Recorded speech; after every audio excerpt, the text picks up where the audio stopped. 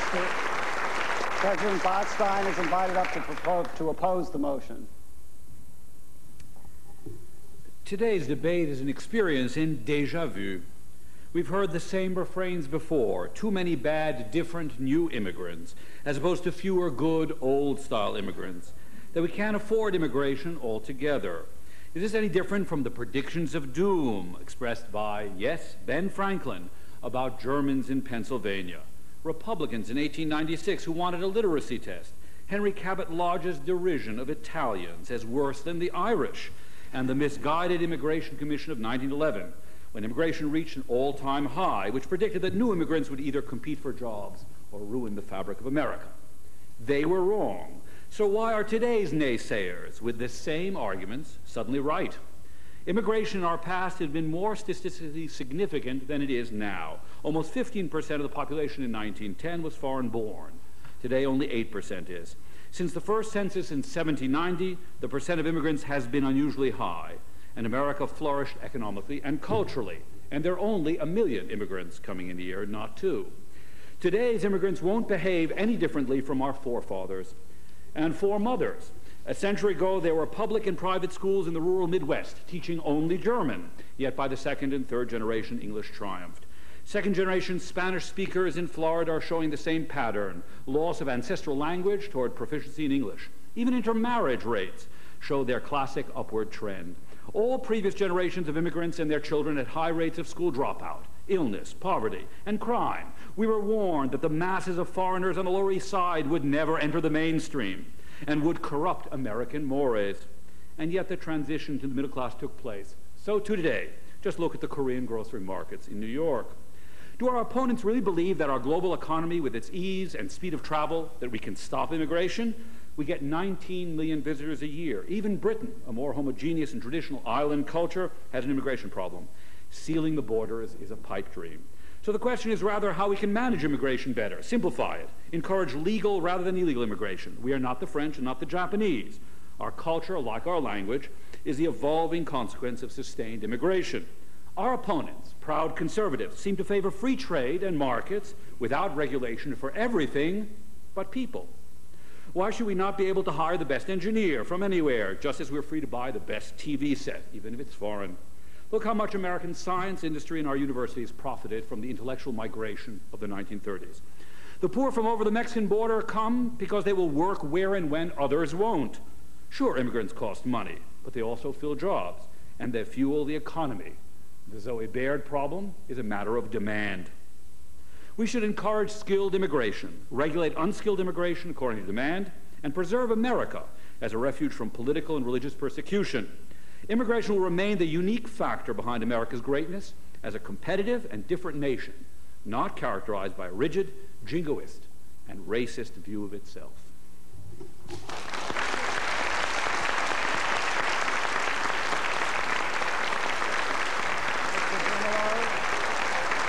Mr. Brimelow and Mr. Sherry. It's your opportunity to ascend to the podium, Mr. Sherry and Mr. Brimelow. And Mr. Brimelow has 1.5 minutes to make an opening statement. Do I start now, Mike? Start now. Okay.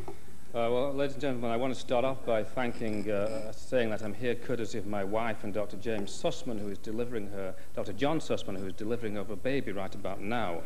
But Bill Buckley called, so I had to come. And that's appropriate, really, because immigration is typically a policy where A and B get together. We have A and B and C here and decide what C should do for D. And C in this case is our children.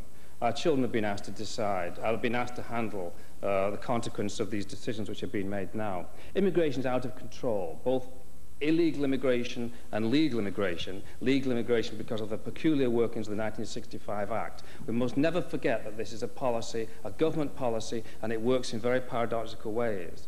The US is being transformed against its will, as measured by opinion polls, by accident, to no economic advantage whatever, a thing which I spend a great deal of time on in Alien Nation, and the American people haven't been asked. There has never been a transformation like this in the history of the world. We're not saying that it won't necessarily work, but we're saying that it's a risk, and the American people should be asked whether they want to take that risk. We should have a pause in immigration precisely to allow that great debate to take place and to allow the immigration policy to be reformed on some rational basis. Thank you, Mr. Brimelow. Mr. Sherry, you have a minute and a half. Immigration is a very highly charged debate, very emotional, I think really because it gets down to the question of who we are as a nation, as President Botstein so eloquently addressed. We also need a rational debate about immigration. We need to look at the facts and figures rather than the myths and misinformation that this debate is steeped in. For example, most international migrants in the world do not come to the United States. In fact, less than 1% come to the United States. Most stay in the developing world. And of those immigrants and refugees who come to the United States, the vast majority come in perfectly legally after going through a highly regulated system. In fact, 85% of the immigrants and refugees living in the United States reside here legally. The numbers. We will hear a lot of scary numbers about the zillions of people overrunning the United States. The fact is, legal and illegal immigration comprises about 8% of the U.S. population. From 1850 through 1940, that percentage as a share of population was up in the neighborhood of 15%. The United States has dealt with far greater proportional immigration than we are dealing with this decade. The economic impacts, economists from across the spectrum, from right to left, agree that on balance and over time, immigrants contribute more than they take. Starting businesses through their production, through their consumption, hard-working, tax-paying folks who, after being in the country for 10 years, have a higher household income than people born in the United States. Immigrants are assimilating quickly. There are lotteries for adult ESL, English as a second language classes. Kids of immigrants not only learn English, but prefer English. The fact is that we need a sensible debate in which we look at the facts, and when we do that, then the policy debate will be a lot easier to handle. Thank you, Mr. Sherry. Don't go away. It's your chance to interrogate Mr.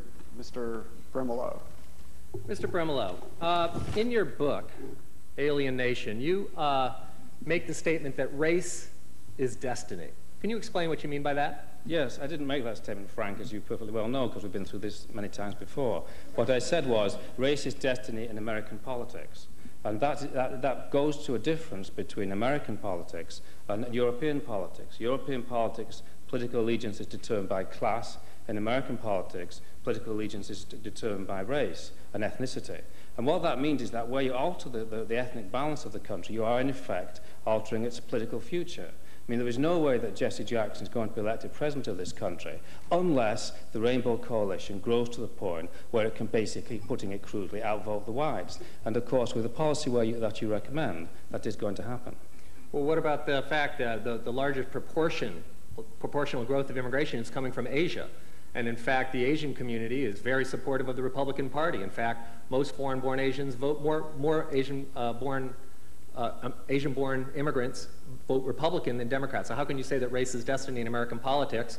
And upwards of 40% of Hispanics vote Republican as well. It seems to me that both of those major new groups of immigrants are up for grabs politically. So how can you say... That appears to me to mean, Frank, that 60% of Hispanics vote Democratic. And that's also true. But that's the fact a substantial number. How can race be destiny in American politics if the two major groups are up for grabs? I don't agree that they are. I mean, it's quite clear that Hispanics are predominantly a Democratic group, although, of course, as you know, it's a very variegated category, Hispanic. It's not really a true, a very good analytical category. Asians, we just don't have any numbers on. Less than 1% of them voted in the presidential election last year. So we just really don't know what they're going to do. But of course, what you're doing here is conceding my point, which is that these groups do differ systematically from the rest of the population according to ethnicity. And therefore, by controlling the ethnic inflow in one way or another, you are going to alter the future of American politics. And the question is why? Well, it seems to me that my conception of America is that we need to be as strong and as confident and as optimistic as we've been up until now in order to keep growing. And that we've gotten here by not only taking risks, but by embracing an incredible amount of diversity, people from different faiths and different backgrounds and different nationalities, and carved out a very strong democracy in the most powerful nation in the world. Why, given the historical evidence of the benefits of immigration, why now is it too much of a risk to take?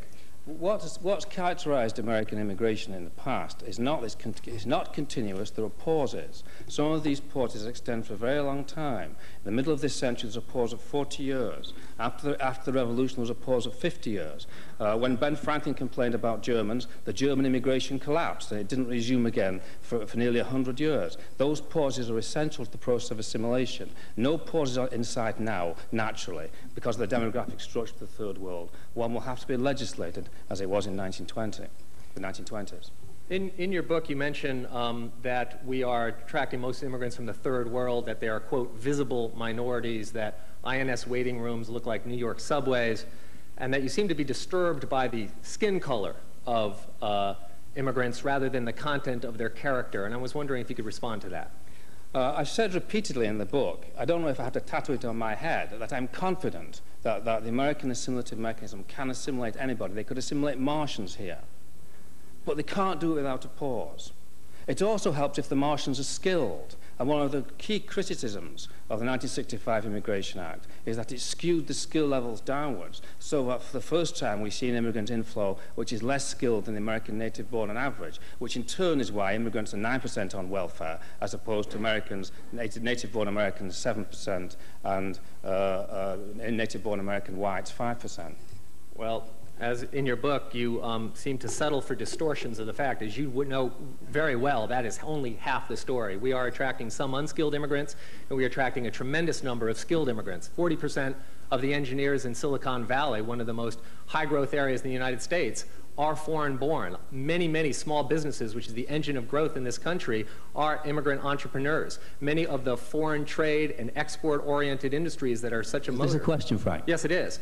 So given those facts, in your study, have you in fact concluded that immigration does not create economic growth, does not boost the economy of the United States for all of us? First of all, there's a consensus among economists that immigration is not necessary for economic growth.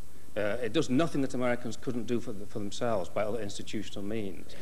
Economic growth has actually slowed down since before the Act. 15 years before 1965, immigration was economic growth was faster than it was afterwards. Okay, you can go on the offensive when you're through. Oh, thank you.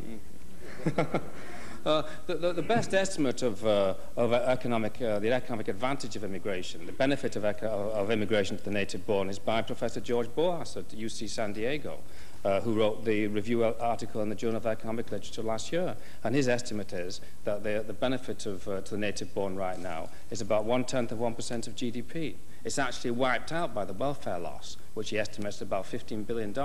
Are you familiar with this study? I am familiar with his study, and Mr. Borjas is always cited by the restrictionists, I believe, because he's the one legitimate economist that sort of supports your view. In survey after survey, economists from across the spectrum of Nobel laureates in this century, they were asked, is immigration a benefit or not? 81% said yes, and the other 19% said somewhat. Not one of them said it was negative. But you must realize that Nobel laureate economists often vote Democratic. Well, I also realize that the Bush administration Department of Labor did really the definitive analysis of labor market impacts and concluded that on balance and over time, immigration creates economic growth. You have conceded that this really isn't an issue about the economy, correct? You're aware that in my book I quoted Professor Julian Simon, who is supposed to be the leading expert on your side, saying frankly that he's never said that immigration is necessary to economic growth. I believe, Mr. Brimelow, the questions are now in your hands. That is a question. That is a question? Are you aware of that? I am not aware of that, no. Oh, dear. I don't pray at Simon's church. The Census Bureau, are you aware that the Census Bureau projects that without immigration, the U.S. population is going to stabilize at around 250, 260 million? Because Americans of all races are bringing down their family sizes. But with immigration, it will go up to in 2050 to around 390 million. And that's their middle series projection. Their high series is 500 million. Now, the question I want to ask you here is, why do you want to second-guess the American people on population size? I'm not second-guessing. I mean, I don't see population growth in and of itself as a bad thing. The United States has modest population growth by international standards. I am concerned about population growth where it is more out of control, but fertility rates have come down all over the world, and particularly in the United States. And I don't see it as a problem. If you're getting at the environmental question, which I find interesting for a conservative like yourself. I'm open-minded. You're open-minded. Now you're an environmentalist when it comes to immigration. It's very interesting, this kind of drug pushing that restrictionists do. It's like, what do you got? You got a problem? You're concerned about the environment? Here's the drug. Take this blame immigrant drug and you'll feel better. Worried about schools? Worried about culture? What I want to know is, why do you want to drive the population up to 390 million when without immigration it will stabilize at